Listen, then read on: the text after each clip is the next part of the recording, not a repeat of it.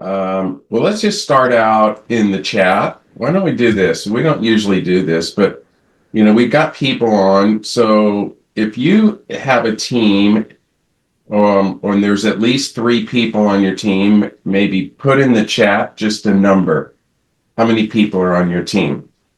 Um, but we don't have all that many people on it. It's the week before Christmas, so this is not Right. unusual. Yeah. Hey, Pete. Anybody? Hey, what's going on? Oh, there's Not much. a I see it. hero. I see the Tennessee hat on there. Congrats on Olivia. I just heard. You're there, Tennessee in the house. That's the way to roll. Lucky you, man. You're saving about 80 grand more, less than I am. More. Yeah. A year. Yeah. It's Jesus. a good deal. It's a great deal. I'm a happy guy. So it's her choice. She decides to go there. Listen, guys, and I didn't want to interrupt Dave. Thank you for putting that in the chat. I like that, Dave. Today we're going to talk about how to scale with teams and leverage and so forth, when to hire your first assistant, which I think is a really important thing if you want to grow. If you're an individual agent, you still need a right-hand person. And that's the biggest leap of faith that you do, is when you hire that person, when, how, why. You have to look at all those types of things so you can leverage your time and make sure that you're utilizing your time for production activities. People get caught up doing the paperwork, which is important, but that's a low-paying process. So you want to get all the low-paying processes off your plate and utilize your time for high-paying activities, which is showing, which is listing, which is negotiating transactions, which is showing investors or dealing with developers, all those types of things. And that's where I see agents get sidetracked. They'd rather spend 3 hours developing a postcard that they're going to mail out, or writing a post, or doing a video, than getting in front of people that they could make real money from if they just ask for the order. And I think that's a big, big thing. So let's do this. Dave, we're going to start off with you. You say, you're disguised once again as Cameron Smith on this, so we got to change your name on it. But why don't you go back in time and give everybody a step-by-step process when you hired your first assistant? Because I'm dying to hear this. Where were you at in your career? How much production were you doing, and why did you do it? So I hired a coach the month before I got my real estate license, because I knew that I needed some help and that I was 400 grand in the upside down. And so my coach taught me a whole bunch of things. John Zanino, man, he was a rock star. I don't know if you ever remembered him, but Dennis or Pete, I don't know if you remember him or not. But anyway, so I'm in there and he told me a few things. And the first thing he said is, don't count the dollars, count the deals. For your first 2 or 3 years in real estate, don't count the dollars, count the deals. He said, that's how you get experience in the real estate world. He goes, if you do 100 deals in 2 years and there's somebody that does 100 deals in 10 or 20 years, the person who does 100 deals and faster is a better agent. So you'll be a better agent in 2 years than somebody 10 or 20. So I'm just setting up. But the question you said is when. And so I was doing all this stuff and I had my whole schedule. There was no lead sources, no Zillow or anything. And he said, he goes, there's only one way. He goes, you're not in the real estate business. You're not in the people business. You are in the lead generation business. Because if you don't lead generate, you don't have any business, nothing happens until a sale's made. So he goes, you start out with prospecting, and you guys have probably heard, you agree you need a plan in real estate. Everybody says yes. How do you spell it? PLAN. What are the 4 income producing activities? PLAN, prospecting, lead follow-up, appointments with buyers, sellers, or investors, negotiating contracts. Those are the 4 things that make you money. and pretty much everything else is support activity. And so what I was doing is I was prospecting for 3 hours a day. I was doing 1 hour lead follow-up. I was going on appointments. If I didn't have appointments, I did more lead generation. And then all of a sudden, I took 118 listings in my first year and I sold 55 properties. And so there was some paperwork that was going on. And he told me in the 4th month, he goes, "You're never going to be able to sustain this if you don't get an assistant." And I said, "John, I'm 400 grand in the hole and I don't have any money." He goes, "Put it on a credit card, borrow it from your best friend. It doesn't matter. You have to have an assistant." And he goes, "First of all, I want you to understand these 2 concepts. Number one, if you don't have an assistant, you are one." And then he goes, figure out when you're prospecting or you're doing lead generation, how much money are you making per hour? And I was like, well, it's about $1,000 an hour. And he said, "How much do you do when you are doing your support staff? If you're your own assistant, how much money are you saving?" And I said, "Well, I'd have to hire somebody. It'd be like $20 an hour." This is 25 years ago. And he goes, "Okay." And he goes, "So if you hire somebody that's their whole job, do you think they'll be better at it than you?" I was like, "Yeah," because, and he goes, "Okay, let's assume they're twice as good as you." Okay. So he goes, "So the math is pretty simple. You make $1,000 doing lead generation and you make $10 an hour, or you save half of $20 because you're not very good at it." And I go, yeah. And that was all I needed. That was it. I went out, I put in, and I hired somebody within a week, Christy, and she was amazing. And I did some things that were really unusual. So one of the things that I would do, because I would prospect between 8:30 and 11:30 every morning, I would tell every one of the people that I listed, "If you call me Monday through Friday from 8:30 to 11:30 and I answer the phone, you need to immediately fire me from the listing." And they're like, "Wow," right? But see, I did that because then I didn't want anybody calling me. That was in the early times of cell phones almost. I gave my cell phone to Christy when I did it. So that's kind of a long answer, but I just wanted to have everybody understand how important it is. And I loved it because what I did is I wanted to know who has teams. But if you're an individual agent and you don't have an assistant, then you are one. And if you really think about the money that you're spending versus the money you're saving, the math will never ever work out. I love that. I think it's really important to know your worth per hour. That was a big thing that people always said to me too. And if you don't know how to do that, you guys, basically take what you made in 2025 and then average what you work per week and divide it, right? So if you work typically, let's say the average agent works, 40 weeks a year, and you're working 50 hours a week. So right there, that's 2,000 hours. 2,000 divided in whatever you made with your sales, that'll give you an average per hour. And then know that average, because every decision should be based on that average. And if you're doing, I love when agents say, "Well, I like to do all my paperwork," kind of like, they want you to acknowledge their suffering. It's stupidity. I'm just going to put it right off the bat. It's dumb.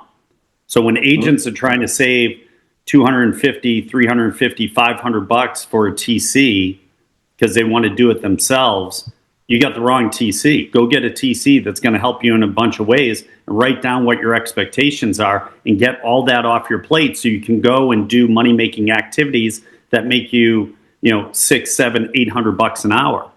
It's just crazy, because when you start doing files, it bogs you down. That's why you see agents do a deal, once once a month they'll do a deal and they'll tell everybody how busy they are and how crazy it is, and they're chasing paperwork and they're chasing all this other stuff that makes them no money. I mean, I see it all the time, you guys. It's just crazy. So you want to eliminate, and listen, I'm giving you full permission from me. Not that I'm important. This isn't my ego talking. I'm giving you full permission because somebody has to give you full permission to release all that crap off your plate and to go to work and do the things that make you money. And listen, like Dave said, lead generation, right? That equals appointments. Stick to the plan, right? The plans. I always call it plans. Dave and I have the same thing. Prospecting equals lead generation. Lead generation equals appointments. Appointments equal negotiations. Negotiations equal show up or systems, right? Or consistency, whatever you want to call it. But they equal sales, right? And that's the deal. That's the plans. That's the acronym. And all you want to be doing is staying in any of those 5 things. That's it. All the other stuff, get rid of it.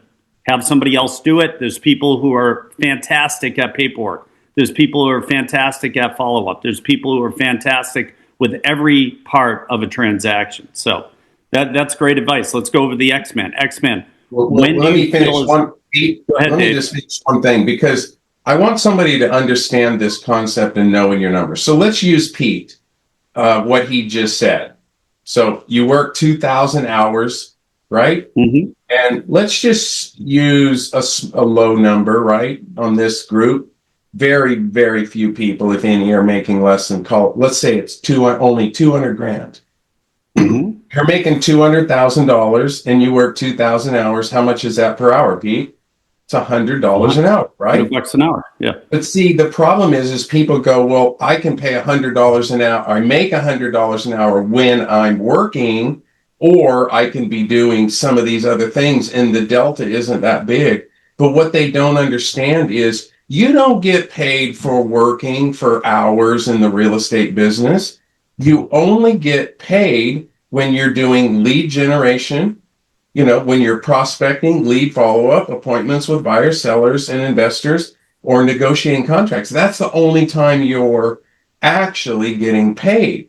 So the problem is so let's say, a good agent, a good agent only does about 2 hours a day.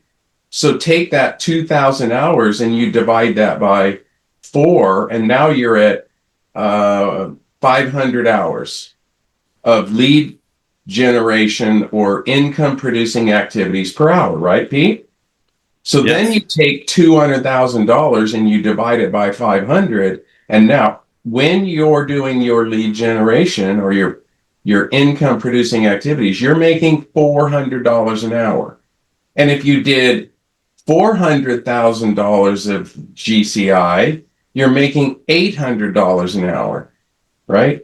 See, that's the difference, guys. So you have to think about, you don't get paid when you do the vast majority of the activities that you do and you actually think that you're working, right?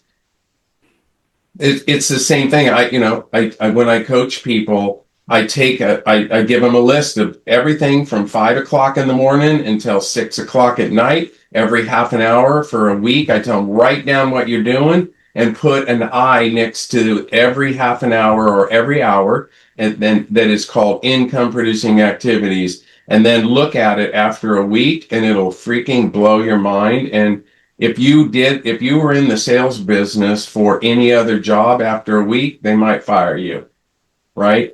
So anyway, I just thought if you really understand this concept, it's like, okay, all I'm doing, my entire focus today, I have a list of all the people right here next to me of when I get off this call of what I'm going to do that is income producing activities.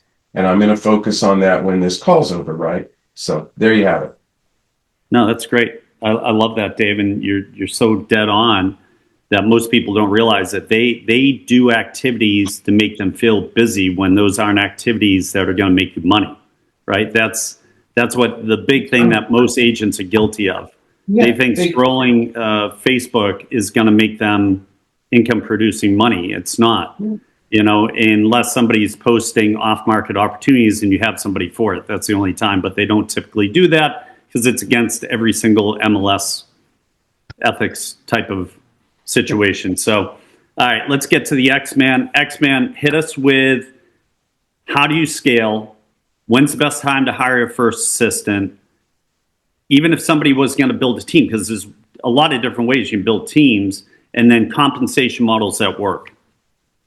Yeah, good. Thanks, Pete. I think it's important for people to understand that. And, most of these agents on our call today are probably solo agents. Running a team's not easy, right? Dave, you could attest to that. There's a lot of speed bumps. So your first assistant should always be, in my opinion, a TC. Super simple. You don't even have to be on staff. You could hire them as a subcontractor, $500 a deal. That's your first assistant. There's two different teams, right? There's a team that has assistants that usually is a solo agent that we have several of them that we know. Very high producing solo agent that has two assistants. One of them is a TC / marketing person. One's whatever you want them to do. So that's probably, honestly, in simple terms, Pete, that's probably the most profitable way to do it. For instance, like a Catherine Black, right? Very, very high producer, does 40 million in volume, two assistants, super profitable, right? So if you look at somebody like her numbers compared to somebody that might have a team of 10 agents, she's probably dropping a lot more in her bank account than that person with 10 agents. So I want everybody to know that having a team's not this, beautiful thing all the time, unless you do it correctly. And that's why I wanted to poke Dave, and Ross isn't here anymore, but those two are probably running the two most successful teams that I know of. So running a team, first of all, it has its speed bumps. And I'll go in a little different direction, Pete, because you ran a team, I ran a team. When an agent leaves you generate these leads, you pay for these leads. And sometimes when they leave you can't sit there and track, and they end up selling these homes once they leave your team to somebody that you paid for it to get as a lead. So, there's a lot of downsides. I don't want to poo-poo anybody on this, but there's a lot to learn. So the biggest thing when you run a team with agents is not doing the deals, because a lot of teams, what they do, Pete, they'll have this pseudo team, and the main person, the team leader, ends up doing half the deals, right? That's not really a true team. A true team is a Dave Lawson, where he's not really doing a whole lot of deals. He's the face of the program. He's the face of the team, but his agents are doing all the deals, right? That's a true team. And that's a difficult place to get to, especially for the solo agent that's starting a team, because they're still in production. They have a hard time letting go of doing the deals. And keep this in mind too. When you pass out a deal as a team leader to somebody, you're giving away a percentage of that commission, right? Whether it's 30%, 50%, you just got your paycheck, and let's say it's a 50-50 deal that you have with a buyer's agent or a listing agent. You just gave away half your money. So the key to doing that is you really need to lead generate like crazy, like Dave was saying, right? You have to do a ton of lead generation. At my peak, I think we had 13 agents. Most of them were I did buyers and listing agents. Not quite as smooth as Dave Lawson does it, but we're paying $12,000 to $14,000 a month in lead generation, $12,000 to $14,000 a month in pay-per-click. A lot of money, but we're making a ton of GCI. So that's a whole nother ball game. There's a lot of moving parts there, and again, it's just not as easy as people think, and there's a lot of hiccups along the way. So that's what I have to say for now, people. Let's continue on. I want to ask Dave Lawson a few more questions and see where he is and how he's structured, because Dave, maybe you could talk about how big your team is, because you're considered a mega team in anybody's eyes. How many agents you have, what positions they roll, listing agents, buyers agents, and how you do things. You don't have to talk about compensation models, obviously. That might be private, but you can give us an idea possibly. Yeah. Well, Ross was on, and Ross has done such a good job of building a team. I really wanted him to talk some about that. So if he comes on, we'll have him finish up or do some more of that. So we have 32 agents. We've grown about 15 agents in the last year, and maybe quite more like 12 or 13. We're trying to grow kind of slowly so that we're doing it at scale and doing it the right way. We hire 4 people at a time, once a quarter or however long. And I'll just tell you, our splits, everything is 50-50, but if you hit a benchmark, you can get a little bit more. But basically, we're in partners. When somebody joins my team, they're my partner, and my partner is 50-50. And of course, we're Zillow Flex, and we have realtor.com and realty.com. So we have other lead sources. So we have a lot of leads that we give to our team. And then what I get to do is what I love to do is help people be successful and training and coaching and helping them. The thing is you have to get to about 15 agents on a team to really make it profitable, or you go super small, like mom and pops work and 15 and above work, but you don't want to get stuck in the messy middle. The messy middle, you have 6 agents and then you're trying to do production, and then you're trying to help them, and you're building things, but you're not really building them quite right. So if you're going to build the team, there's kind of the right way and the wrong way. I'm really good at knowing how to do it the wrong way because I did it the wrong way for a long time. But now I kind of know how to do it a little bit better. So did I answer all your questions?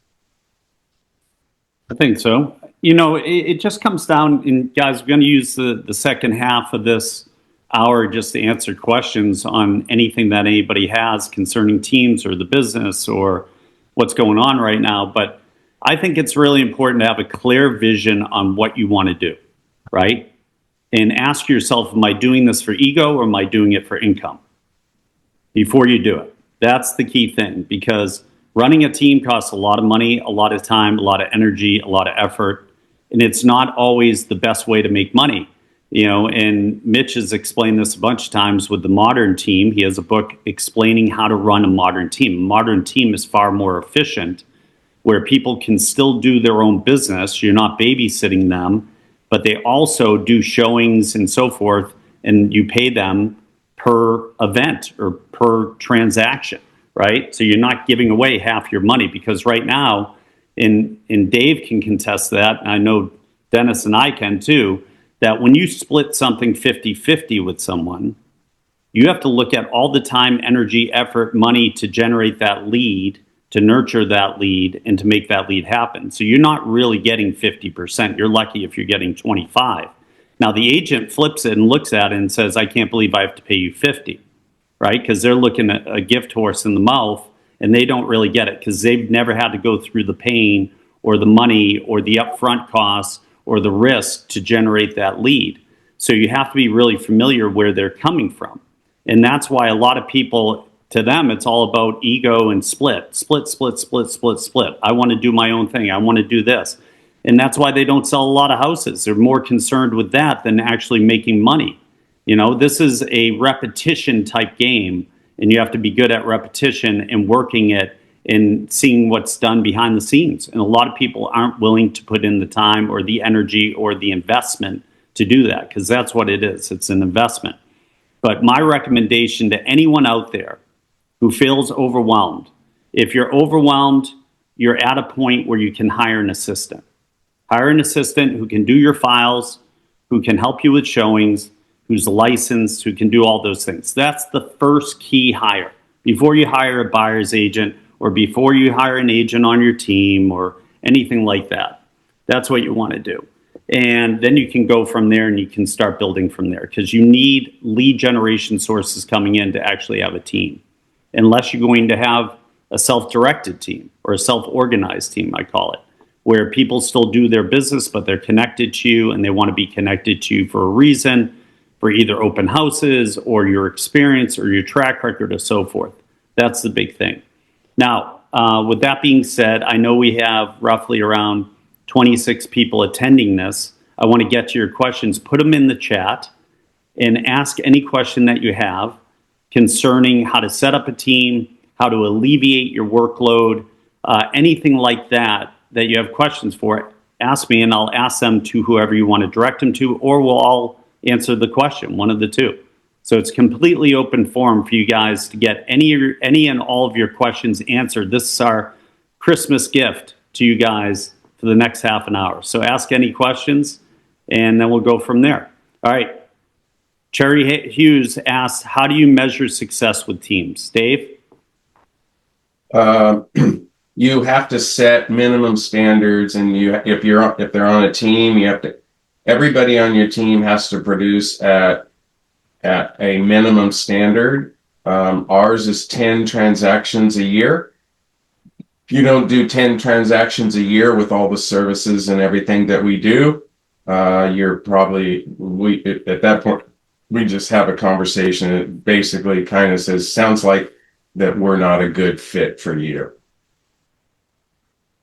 Okay, good. I think it's about, analytics and information, you guys. So numbers don't lie, right? You have to consistently be looking at your numbers, what the team's producing, what it's cost you every month to have a team, where you're marketing, so forth. And you got to have a clear vision on what you want your team to look like and what you're prepared to do and what you're prepared not to do, right? So those are big kind of statistically measuring where a team is going and how it's functioning, because teams are changing right now in a lot of different ways, and you'll see them evolve and change even more in the next 2 to 5 years in real estate.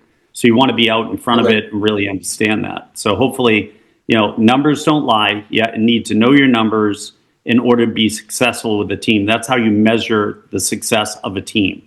What are you investing? What are you getting back? Because that's what it is. And watch your leading indicators. We use Follow Up Boss. We know what activities our agents are doing. We tell them if it's not in Follow Up Boss, it didn't happen. And, then it's very easy. The agents are always going to say, well, I used my phone call to call everybody. And you go, well, great. You got 0 credit for that.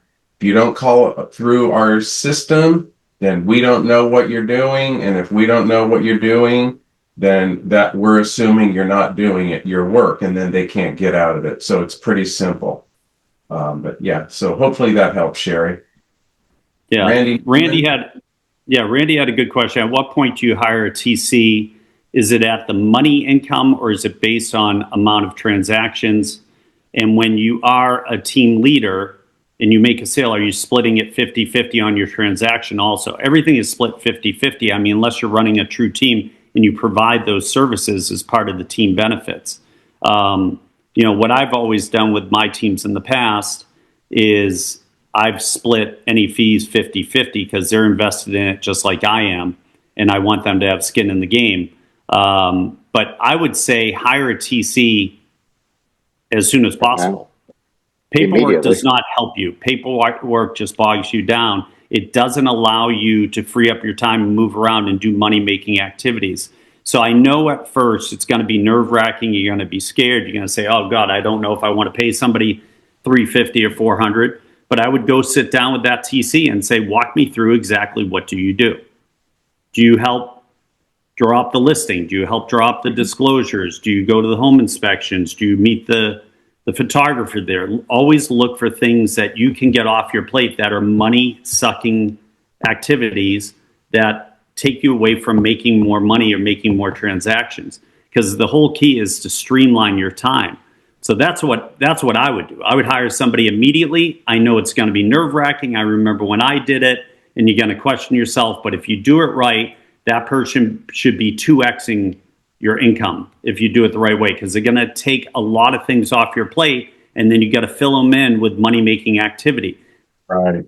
Typically prospecting and generating leads, or doing more open houses, or converting people, or practicing role-playing scripts, or reaching out to developers or builders or flippers, or there's all types of things you can be doing.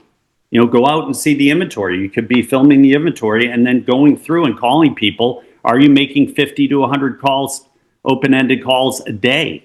That's how you generate business. I mean, I just call people and say, hey, I have a great opportunity. Do you want to buy it?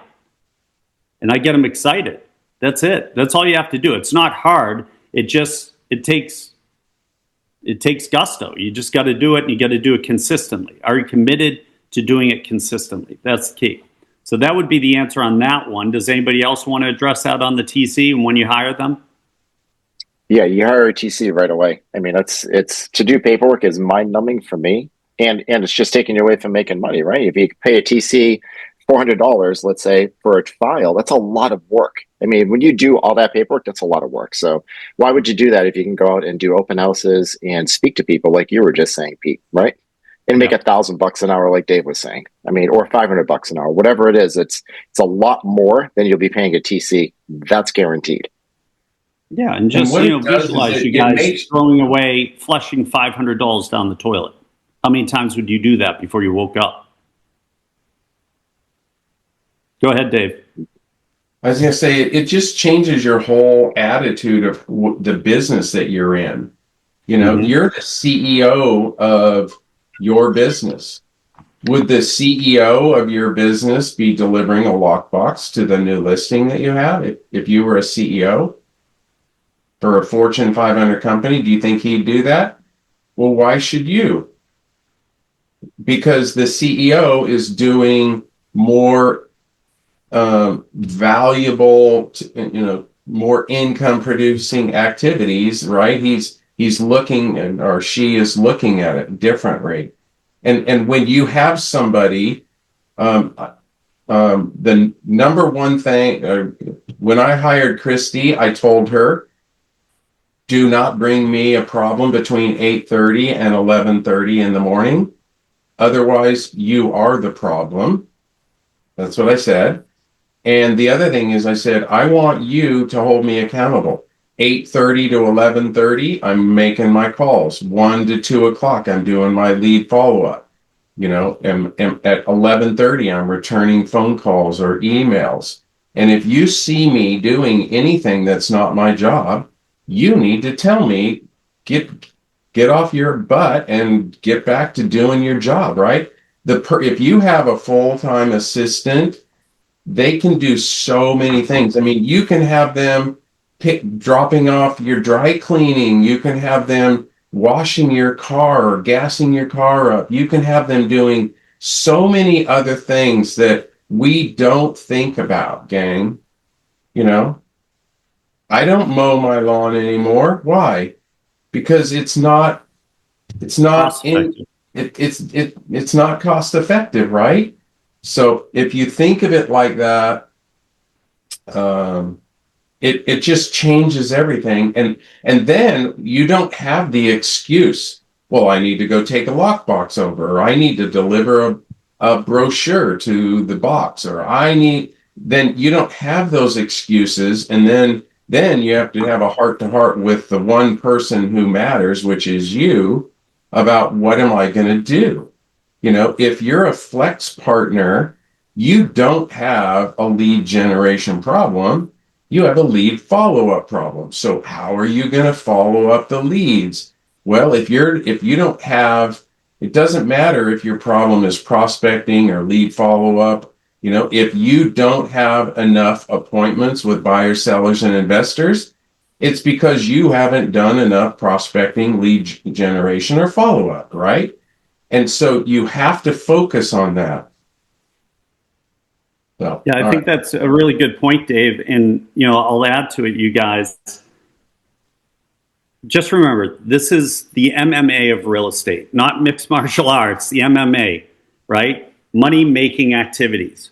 So you have to go through what you do every day and look at it and say, was that a money-making activity? You have to shift your mindset and get everything off your plate that's not a money-making activity. Because otherwise, you will not have enough time to show the bigger houses, to list the bigger houses, to follow up with showings, to get feedback, to get price reductions, to ask for contracts, to follow up with past clients, to follow up with people. I mean, all day long, you should be in the mindset of generating leads and converting leads. That's the big thing. So like Dave was just saying, you can generate a ton of leads, but if you're not on point with your scripts and your objection handling, then you have a conversion problem.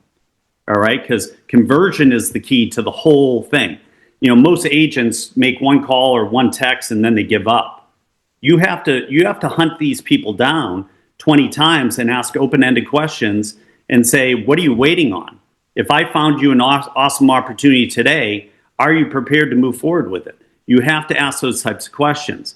And there's tons of resources out there, and we all have the resources that we can provide you on scripts and scripts training. But you have to make it part of your nature to do that. That's a big, big thing, you guys. Let me get back to another question. What resources do you recommend to teach you on how to coach agents? Dave, what resources did you utilize on how to coach agents? Well, I've had a coaching business for decades and decades, right? So I have a full-on program of everything that I do. But if you don't have all that, what you do is do something that I call one-timing, right? So if you're ever going to do something that you know that you do over and over and over and over and over and over and over again, stop doing that, bring it back, and do it one time, and do it one time really, really well, right? So if you want to teach, you have 10 agents and you want to teach them about something, don't teach them one-on-one, do one to many, not one-on-one. And when you do it once really well, and then you record it and you build a library. And then all of a sudden in 6 months or a year, you got a pretty darn good library of coaching. I like that. I like do it one time and duplicate it. You know, a lot of those resources, you guys, and you can go to a lot of outside events and see how they're teaching or training agents. But the big thing is you have to have systems and processes in place that agents can follow. You have to have an open house system. You have to have a showing system. You have to have a follow-up system. You have to have a lead conversion system that you can walk them through and train them on it. And you can get those guides. I mean, you can get them on ChatGPT. You can get them online. You can get them on YouTube.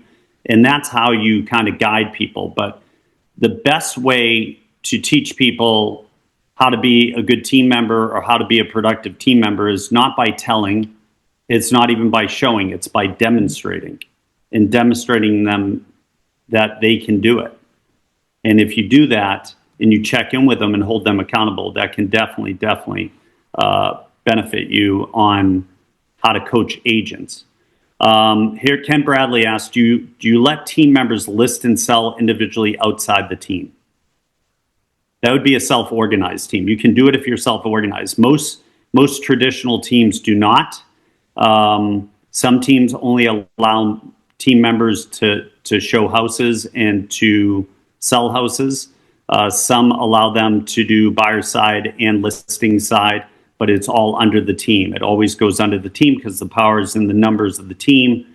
So my teams in the past, I've had small teams, big teams, all different types of teams, and I'm constantly learning as I go, but I've always allowed people to be full agents. I didn't ever say to people, hey, you're just a buyer's agent, or you only specialize with buyers, or you're not allowed to do listings. I didn't do that. I let people progress the way they wanted to progress, and I taught them everything that I knew.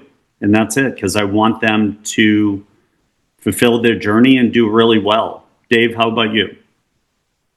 Well, you got to determine what type of team you are. Like with our team, if Pete joins my team, we're 50-50 on everything. If I give him a lead that I know is going to buy, who's a past client, and all he's going to do is go over to the house and list the house, I could do that listing. I could do it, but I'm giving it. So if I do 95% of the work or the lead generation and the person on the team, it's 50-50. If Pete has a friend and he comes to me and he says, Dave, this is my best friend. I've known him since high school. I want X on the deal. I'm like, well, that's not how partners work. So we're 50-50 on every deal. Now we do have two exceptions. We want our agents to increase their wealth by buying real estate. So we give them 100% of the commission. And if they buy and then they pay the transaction fee only, right? And if it's a listing, we just charge them a small, like $1,500 to help them market it. But otherwise, they get 100%. And then we have a family deal. If you work with a family member, then it's 75%. Because we do want, I'm such a family person that I want my agents to help their family. But if you're not family and it's not, your name isn't on the purchase contract or the listing and sell contract, then every deal's 50-50. Okay, good.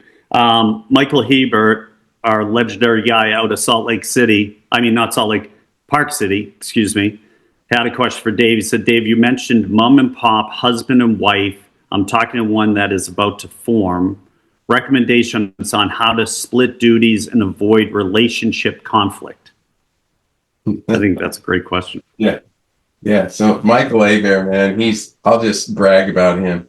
He was the broker in Park City for, I don't know, maybe close to 10 years. I think he was the broker of maybe 25 or 1/3 of all the volume in Park City forever.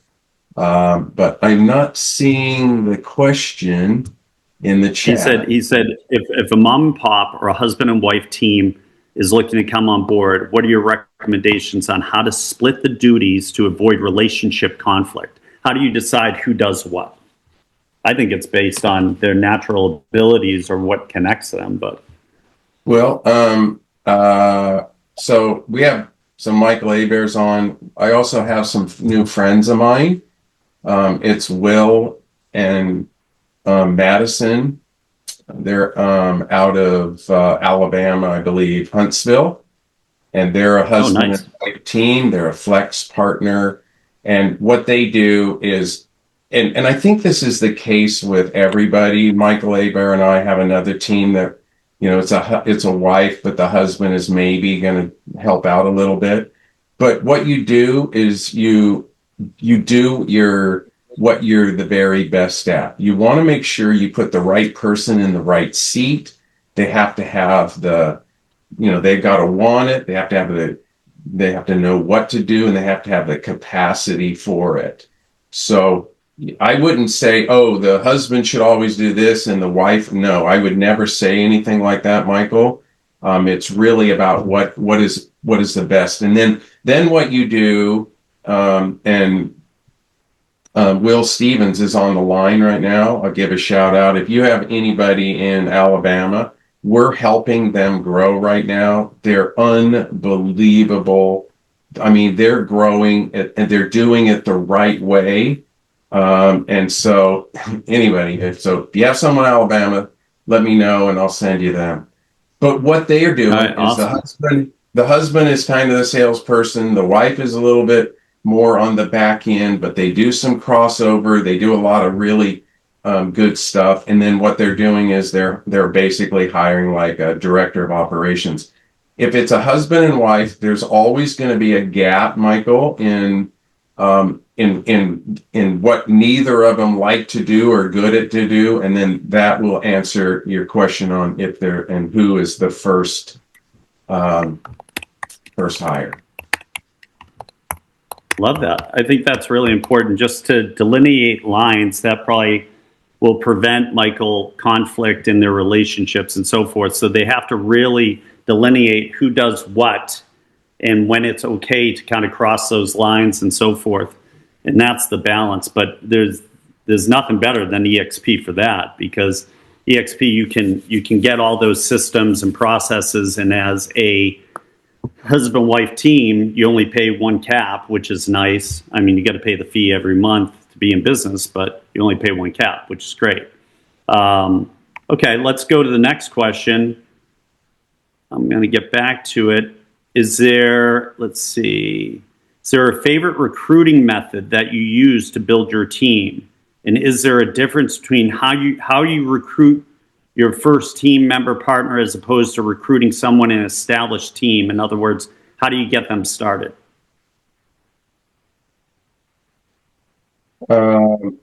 We are experts in how not to do it because I've hired so many people.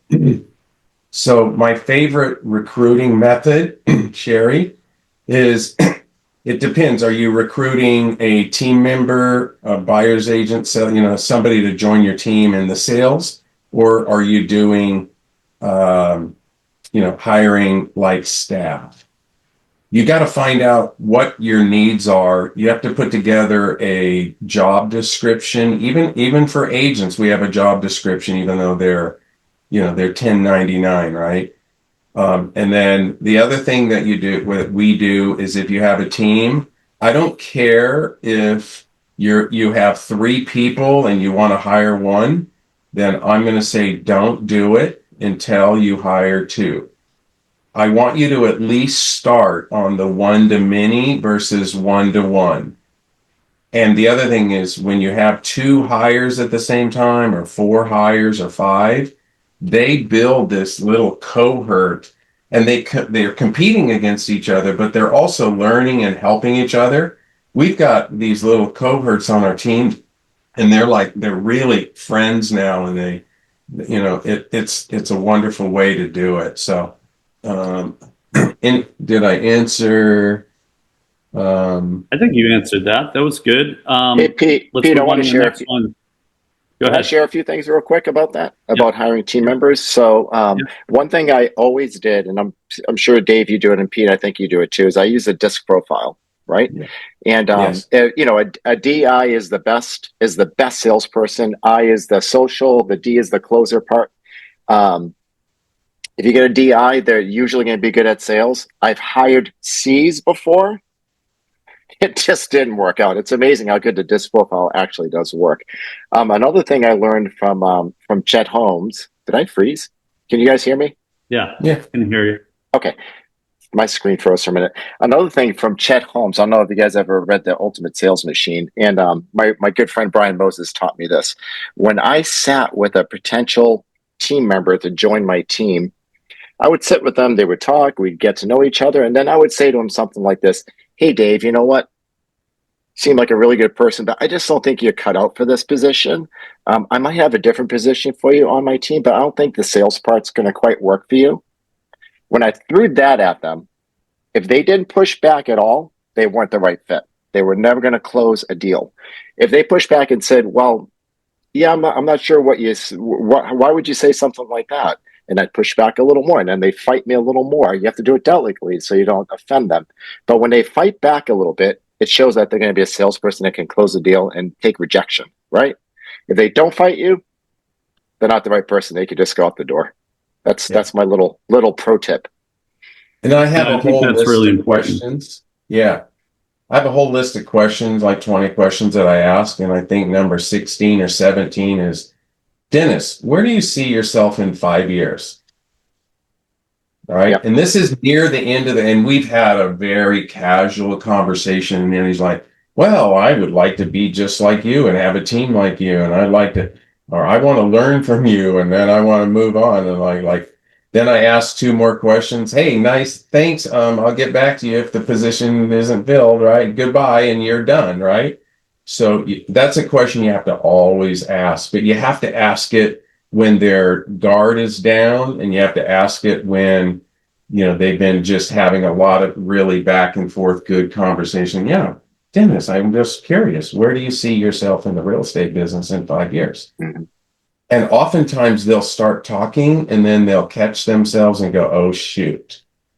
Or they might say something else, right? And they catch themselves, and then you pretty much know that do not hire somebody like that. They're just going to use you, and they're going to use and abuse you. And if they're going to do that, they won't. If somebody worked for me for 5 years and went on, I wouldn't even mind. But if they're already knowing that that's what they want to do, they're going to work for you for a year or two and they're going to be gone. And it's not worth it. Yeah. So you got to be really selective because that can affect a team in a great way, right? If you're just starting off, don't just rush to hire someone. You have to go through a process, have them take the DISC test, have them take a behavioral test. You can find those both online. That'll tell you a lot about them. Ask them about their previous experience and what they liked about it. Did they play any college sports? Were they ever on a team? You look for things like that. Were they in the military? Did they have teamwork there? That's how you hire a team agent. When it comes to staff, it's a little bit different. Both agents, if I'm close on the second or third interview, sometimes what I'll do is I'll take them to a restaurant near my office and I'll pay the waiter and let them know ahead of time to screw up their order. And I'll see how they react to that. So if they order something and the waiter accidentally, but it is intentionally, screws up the order, I watch their reaction. Are they solution oriented?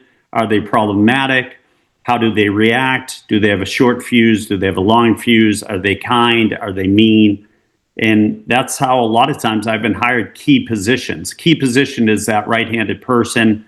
What do they like? If they say, hey, it's all good, not a problem, then I know I have somebody who isn't a pushover, but is also working with a solution or figures out a solution or can adapt. So I think that's really, really important to do little things like that. I always ask them, their hopes, their dreams, their wants. I really want to understand their outlook. Are they going to be a 9 to 5 where they have to be out of here by 4:45 every day and they're going to show up at 9:15 every day? And do they understand who's working for who?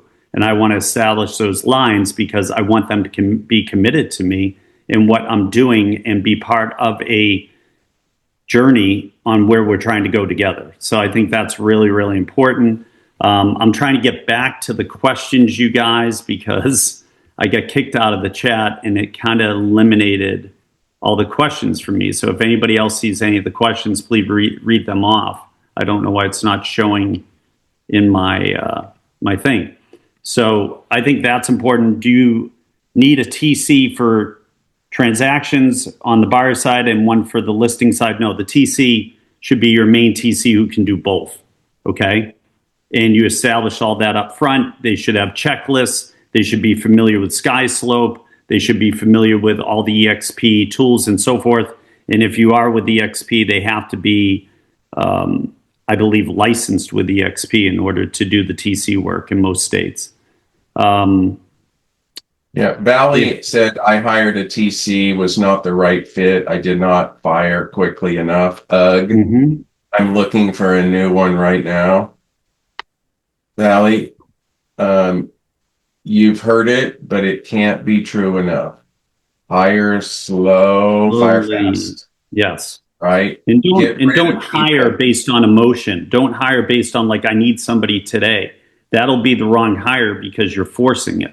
You have to really look at it and say, okay, what am I trying to do? What am I trying to accomplish? And how is this going to benefit me? It's okay to be selfish at that point because that's going to shape your team. And even when you bring team members on, they have to know what role they're going to play and what their expectations are and so forth. Otherwise, guess what? You're not going to have a team.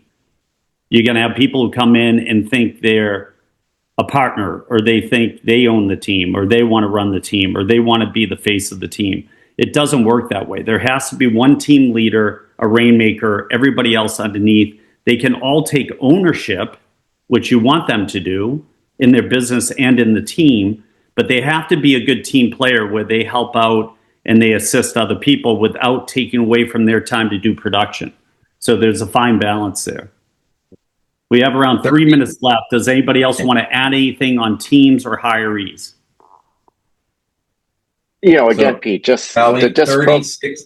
I'll just say 30, 60, 90 days.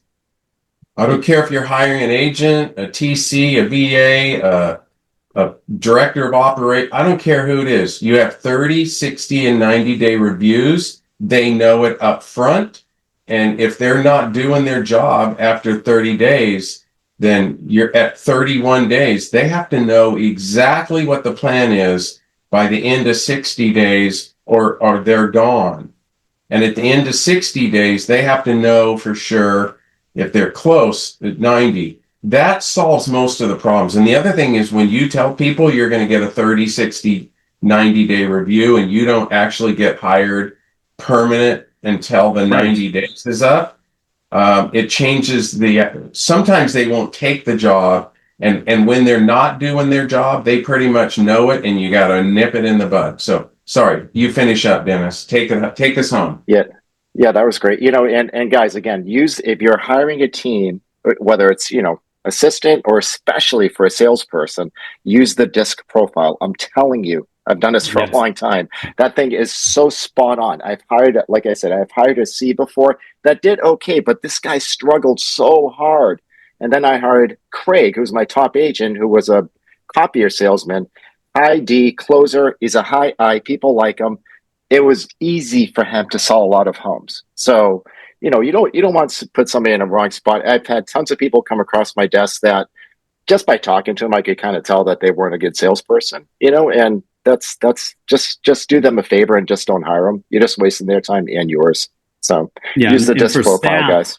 Yeah, and for everybody should be doing the DISC, even staff members, assistants, everything, you guys. You got to have a process. And the other thing, too, is on staff members who are not sales members, but they're staff members, I would always make sure that they're licensed, just so you stay out of harm's way. This is one of my tips. The other tip would be everybody gets a 60-day to make sure it's a win-win. All right, a 60-day trial, you call it. 60 days to make sure I'm the right fit for you and you're the right fit for me. And you'll know within 30. All right. So you can always move it up and say, hey, I think this is a great fit and let's sign a contract and map out everything that's in that contract. In that contract, we have a yearly review or we can have a bi-yearly review, whatever you want to do. But don't be held hostage where somebody says, oh, I didn't know I was going to have to do all these things. And if they start questioning the first 30 days what they're doing to help you and when they have to be there and what they have, why they're not getting paid enough money and all these, get rid of them immediately. Yeah. So it's got to be somebody who's selfless, who wants to see you succeed at all costs, and somebody who will take the weight of the world off of you and help you be more productive. Because if you win, they win, right? So I always do a little bit of a bonus structure. It motivates people to come to work early, stay late, and make sure that everything gets done and tidied up. Otherwise, they're like, oh, that's not my problem. You can't have that personality. It's got to be somebody who's caring, nurturing, wants to win, is a good team player, and so forth. And the best way to find those people is through title reps, escrow reps, mortgage reps, somebody who's not happy on other teams, and you got to be careful of that because they might not have been the right fit. But you ask around, and then if you can't find it when they're around, write down every single thing. Sit there and meditate and write down in everything that you want in that person, every single detail, and then market and advertise for that person, and it will manifest and it'll come to you. Listen, everybody have a Merry Christmas. Everybody have a safe and Happy New Year. We're going to pick up our mastermind again, 2026, January 8th. It's on every Thursday, 9 to 10 on the West Coast, 12 to 1 on the East Coast, 11 to 12 on Central, 10 to 11 on Mountain. Invite all your friends. We don't talk brokerage. We talk production. We talk tools. We talk how are you going to do more production in 26 than you did in 25. You want to know how? Attend every mastermind, ask questions, get on the production mastermind, bring people with you and pay it forward. All right, guys, have a great weekend, great Christmas, great New Year's.